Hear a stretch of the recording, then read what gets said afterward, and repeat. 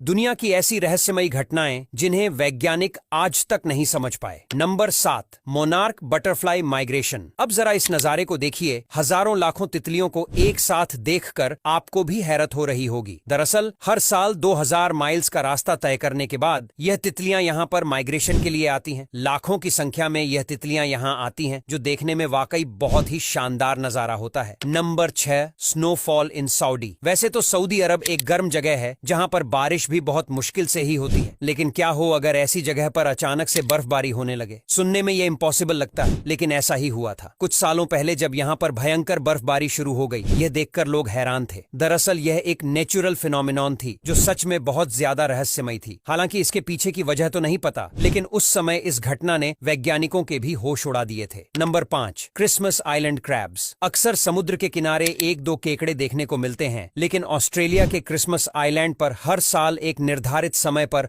लाखों की संख्या में लाल केकड़े दिखाई देने लगते हैं, जो समुद्र की ओर आते हैं और अंडे देते हैं।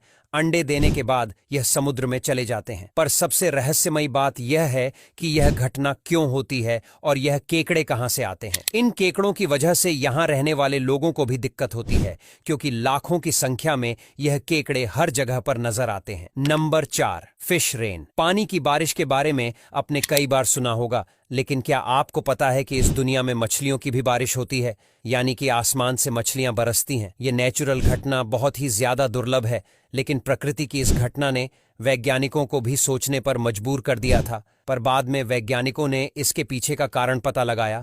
असल में फिश रेन होने का सबसे अहम कारण टॉर्नेडो होते हैं। समुद्र में जब बड़े बड़े टॉर्नेडो आते हैं तो वह समुद्र की मछलियों को भी अपने साथ आसमान में ले जाते हैं। फिर बाद में जब यही बदल कहीं पर जाकर बरसते हैं तो साथ में ये मछलियां वहां पर बरसती हैं, और इस तरह से फिश रेन होती है। Number 3, waterfall tree Montenegro. यह वीडियो देखिए, जिसे देखकर आप भी सोचने पर मजबूर हो गए होंगे कि आखिर एक पेड़ से झरना कैसे बह सकता है। पर हम आपको बता दें कि इसके पीछे जो कारण है वह बहुत ही ज्यादा सिंपल है। वैसे तो ऐसा दुनिया भर की कई जगहों पर देखा जाता है कि पेड़ में ही वाटरफॉल बहने लगता है, और ऐसा ज्यादातर बारिश के दिनों में होता है। इसके पीछे के कारण की बात करें तो जब बारिश होती है तो जमीन में पानी का लेवल बहुत ज्यादा बढ़ जाता है, और कहीं कहीं पर यह पानी का लेवल इतना ज्यादा बढ़ जाता है कि पानी ऊपर की ओर प्रेशर करने लगता है, और तब जाकर यह नेचुरल फिनोमिनन जन्म लेती है। जब पानी ऊपर की ओर प्रेशर करता है तो यह इन पेड़ों से होते हुए ऊपर आता है और पेड़ के खोखले हिस्से से बाहर निकलने लगता है, जिससे ऐसा प्रतीत होता है कि इस पेड़ से झरना बह रहा है। Number 2, ringing rocks. पेंसिल्वेनिया के पहाड़ों पर कुछ इस तरह के रहस्यमयी पत्थर मौजूद है जिनके बारे में किसी को कोई जानकारी नहीं है। ये पत्थर यहाँ कैसे आए और इनको यहाँ कौन लाया, कोई नहीं जानता। पर इन पत्थरों की खास बात वैज्ञानिकों को भी हैरान कर देती है। इन पत्थरों पर चोट मारने पर इनसे किसी म्यूजिकल इंस्ट्रूमेंट की तरह आवाज आती है, यानी कि इन पत्थरों की मदद से म्यूजिक भी बनाया जा सकता है, जिसे अभी आप सुन सकते हैं।